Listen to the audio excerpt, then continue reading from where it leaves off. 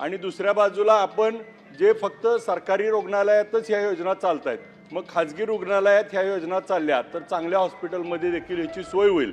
परंतु सोलापूरचा एक उदाहरणार्थ सांगतो. सोलापूरचे समन्वय म्हणून नागराज गुजरे म्हणून आहेत, तर ते हॉस्पिटलवाल्याकडनं 10 ते 15,000 रुपये घेतल्याशिवाय त्या ठिकाणी त्यांना तुमची योजना चालवायची आहे तर एवढे पैसे दिल्याशिवाय त्या ठिकाणी हप्ता मागतात. तर माझी आपल्या या निमित्ताने विनंती आहे की या नागराज गुजरेला आज आपण तात्काळ निलंबित करावे. आणि असे जे काही प्रकार होत आहेत ह्याच्यामुळं जे खाजगी हॉस्पिटलवाले आहेत ते आपली योजना घ्यायला तयार नाहीत आणि मग प्रत्येक ठिकाणी मग काहीतरी क्युरी काढतो, नोटीस करतो आणि मग अशा माध्यमातून गोरगरीब रुग्णांना ह्याचा उपयोग होत नाही. आणि आमदार अभिजित पाटील यांनी आरोग्य विभागाच्या निष्काळजी करणाऱ्यांवर अधिवेशनामध्ये उठवला आवाज. महात्मा ज्योतिबा फुले जन आरोग्य योजना व आयुष्यमान भारत योजनेच्या अंमलबजावणीतील गंभीर त्रुटींवर माढा विधानसभेचे आमदार अभिजित पाटील यांनी विधानसभेमध्ये प्रश्न उपस्थित केला. सर्पदंशासारख्या जीवघेण्या आजारासाठी लागणाऱ्या महागड्या इंजेक्शनचा खर्च मोठा असल्यामुळे अनेक रुग्णांना वेळेवर उपचार मिळत नाहीत ही वस्तुस्थिती मांडली. आत्महत्येच्या प्रकरणांनाही या योजनेत समाविष्ट करण्यात यावं. तसेच अपेंडिक्स सारख्या साधे शस्त्रक्रियेसाठीही रुग्णांना प्रतीक्षा करावी लागत असल्याचं आमदार पाटील यांनी सांगितलं. सरकारी रुग्णालयापुरती मर्यादित असलेली ही योजना खाजगी रुग्णालयांमध्येही प्रभावीपणे राबवली गेल्यास सर्वसामान्यांना अधिक चांगल्या सुविधा मिळू शकतात. मात्र सोलापूर जिल्ह्यात समन्वयक नागराज गुजरे यांच्याकडून रुग्णालयांकडून पैशांची मागणी होत असल्याच्या तक्रारीमुळे अनेक रुग्णालये ही योजना स्वीकारण्यास तयार नसल्याची बाब ही निदर्शनास आणून दिली. या पार्श्वभूमीवर संबंधित अधिकाऱ्याला तात्काळ निलंबित करण्याची मागणी करण्यात आली. तसेच सर्पदंशासाठी जे पॅकेज वाढवणे आणि आत्महत्येच्या प्रकरणांचा योजनेत समावेश करण्याबाबत ठोस निर्णय घेण्याचीही मागणी आमदार अभिजित पाटील यांनी केली.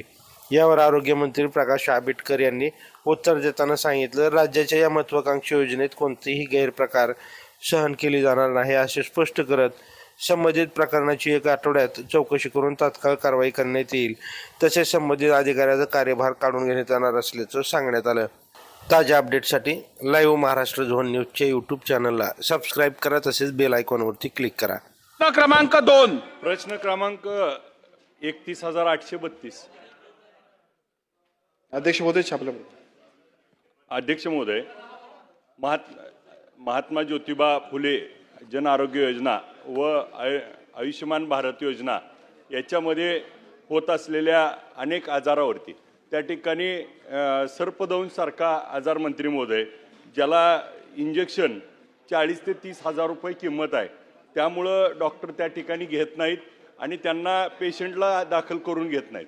नंतर आत्महत्या ज्याची केलेली केस आहे त्याला देखील ह्या योजनेमध्ये समाविष्ट मंत्री महोदय होत नाही. मग अनेक त्या ठिकाणी अडचणी येतात.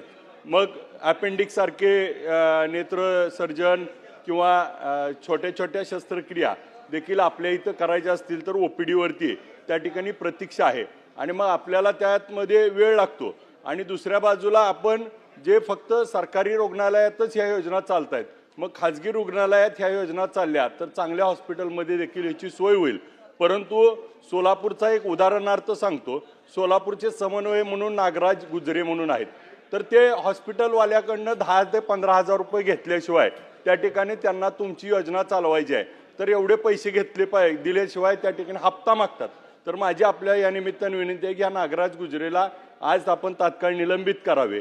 आणि असे जे काही प्रकार होत आहेत ह्याच्यामुळं जे खाजगी हॉस्पिटलवाले आहेत ते आपली योजना घ्यायला तयार नाहीत आणि मग प्रत्येक ठिकाणी मग काहीतरी क्युरी काढतो, नोटीस करतो आणि मग अशा माध्यमातून गोरगरीब रुग्णांना ह्याचा उपयोग होत नाही. आणि मग अनेक त्या ठिकाणी दवाखान्यात गेल्यानंतर रुग्णांना त्या ठिकाणी बेड नाहीत म्हणून हॉस्पिटल सांगतात का तर वरची लोक आपली समन्वय आहेत ही त्या ठिकाणी हप्तेखोरी करतायत.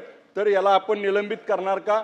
आणि जे आपण आता उत्तरामध्ये सांगितलंय की 2339 आजारावरती त्या ठिकाणी उपचार होतो, पण प्रत्यक्षात मात्र तेवढ्या प्रमाणात तिथं उपचार मिळत नाही.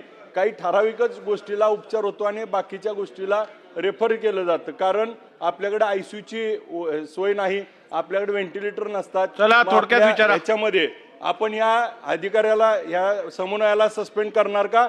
आणि सर्पदंश आणि आत्महत्या याच्यासाठी सर्पदंशसाठी पॅकेज वाढवणार का आणि आत्महत्याला यामध्ये समाविष्ट करणार का?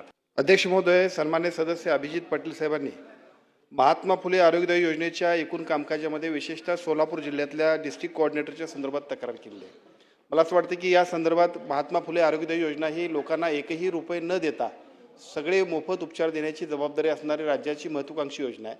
अशा योजनेमध्ये जो कोण चुकीचं काम करत असेल त्याच्यावरती तात्काळ कारवाई आम्ही करू. आजच्या आपल्या सूचनेप्रमाणे एक आठवड्याभरामध्ये याची चौकशी करून तात्काळ आम्ही त्याची आज त्याचा चार्ज काढून घेऊ आम्ही आणि चौकशी बघून त्याच्यावरती कारवाई करू. ठीक आहे.